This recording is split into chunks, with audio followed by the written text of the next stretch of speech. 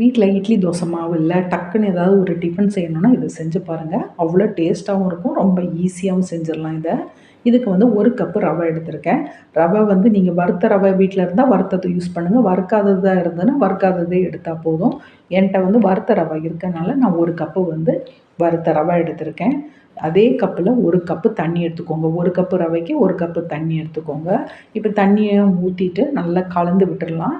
கலந்து விட்டுட்டு இதை மூடி போட்டு ஒரு 15 நிமிஷத்துலேருந்து ஒரு 30 நிமிஷம் நம்ம இந்த ரவையை ஊற வச்சிடலாம். இந்த ரவை ஊற வைக்கிற டைம் மட்டும் தான் நமக்கு எடுக்கும். மற்றபடி இது டக்குன்னு செஞ்சிடலாம். உங்களுக்கு டைம் இல்லைன்னா ஒரு 10, 15 நிமிஷம் ஊற வச்சா போதும். நான் இன்னைக்கு வந்து ஒரு 1/2 மணி நேரம் வந்து ஊற வச்சுருக்கேன். இப்போ வந்து ரவை வந்து நல்லா ஊறிட்டுது. இப்போ அந்த ரவையை வந்து நம்ம மிக்ஸி ஜாரில் போட்டுடலாம்.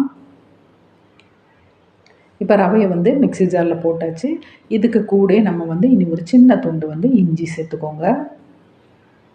ரொம்ப பெருசாக இல்லாமல் ஒரு மீடியம் சைஸு சின்ன துண்டு இஞ்சி சேர்த்துருக்கேன் நான். பச்சை மிளகாய் வந்து 2 பச்சை மிளகாய் நான் சேர்த்துருக்கேன். நீங்கள் காரத்துக்கு தகுந்தபடி கூடவோ குறைக்கவோ செஞ்சுக்கோங்க பச்சை மிளகாவை. சின்ன வெங்காயம் வந்து ஒரு 4 சின்ன வெங்காயம் சேர்த்துருக்கேன். இவ்வளோ சேர்த்தா போதும், ரொம்ப நிறைய வேண்டாம் சின்ன வெங்காயம். தக்காளி வந்து ஒரு மீடியம் சைஸு, 1 கப்பு ரவைக்கு ஒரு மீடியம் சைஸ் தக்காளி, நல்லா பழுத்த தக்காளியாக வெட்டி சேர்த்துக்கோங்க. ஏன்னா நம்ம இதில் தயிரும் சேர்க்க போகிறோம், அதனால் ரொம்ப புளிப்பு ஜாஸ்தியாயிரும்.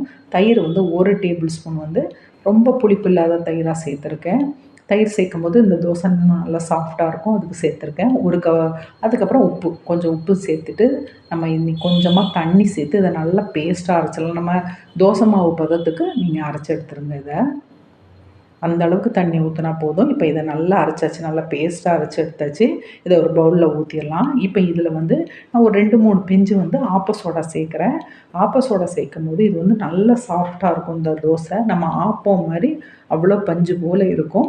நீங்கள் ஆப்ப சோடா சேர்க்கலாட்டாலும் சாஃப்டாக இருக்கும், ஆனால் அந்த அளவுக்கு சாஃப்ட் இருக்காது. அதனால நான் ஆப்ப சோடா சேர்த்துருக்கேன். சேர்க்குறது உங்கள் இஷ்டம், வேணும்னா சேர்த்துக்கோங்க, இல்லைன்னா விட்டுருங்க. அதையும் சேர்த்துட்டு மாவை நல்லா கலக்கிடலாம். கலக்கிட்டு இதை உடனே சுட ஆரம்பிச்சிடலாம். நம்ம அந்த மாவை வந்து புளிக்க வைக்கலாம் தேவையில்லை.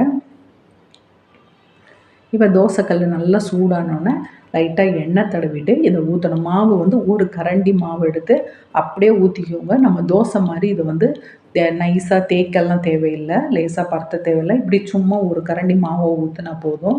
மீடியம் ஃப்ளேமில் வச்சு இந்த நல்லா வேகட்டு. இந்த மேலெல்லாம் இந்த ஓட்டை ஓட்டையாக வரும் நல்லா, அந்த அளவுக்கு நல்லா வேக வச்சுக்கோங்க. மேலே நல்லா வெந்த பிறகு இதை திருப்பி போடவும் நமக்கு தேவையில்லை. ஒரு பக்கம் மட்டும் நல்லா வேக வச்சா போதும், டக்குன்னு வெந்துடும், ரொம்ப லேட்டெல்லாம் ஆகாது. இப்போ வந்து இது வெந்தாச்சு. இது அவ்வளோ சாஃப்டாக இருக்கும், டேஸ்ட்டும் அவ்வளோ நல்லாயிருக்கும். இது வந்து சும்மா சாப்பிடவே நல்லாயிருக்கும். நமக்கு சட்னி சாம்பார்லாம் வந்து வைக்கலைன்னா சும்மா கூட இதை சாப்பிட்றலாம். இப்போ வந்து தோசை ரெடி ஆகிட்டுது. இதே மாதிரி எல்லாத்தையும் சுட்டு எடுத்துருங்க, அவ்வளோ டேஸ்ட்டாக இருக்கும். ட்ரை பண்ணி பார்த்துட்டு எப்படி இருக்குன்னு சொல்லுங்கள்.